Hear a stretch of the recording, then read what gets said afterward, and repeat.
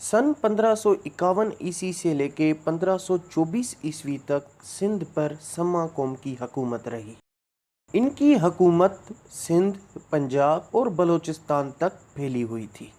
उस वक्त समा सल्तनत का दारुल खिलाफा ठट्ठा शहर था। उस वक्त के बादशाह को लकबन जाम कहा जाता था।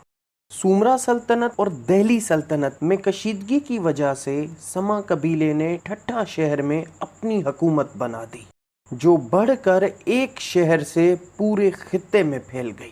समा कबीले में काफ़ी ज़ातें शामिल थीं, जिसमें से कुछ ये हैं जो आज भी मौजूद हैं, जिसमें अबड़ा कौम, बुरड़ो कौम, चुट्टा कौम, जुनेजो कौम, जोख्यो, उन्नड़ और दूसरी ज़ातें शामिल थीं।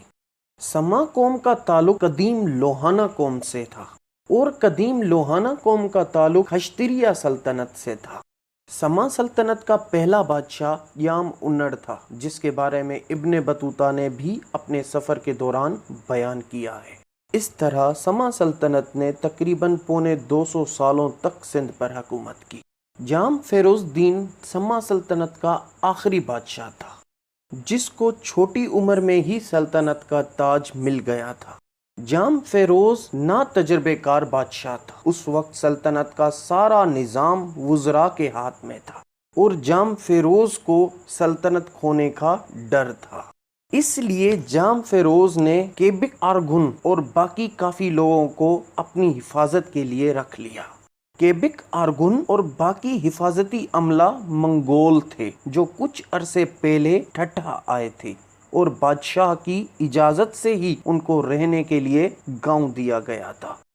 मंगोलों ने बादशाह की खिदमत के साथ साथ बादशाह के खिलाफ साजिशें भी शुरू कर दी और आखिरकार 1519 में फतेहपुर की जंग जीतकर सल्तनत अपने नाम कर दी।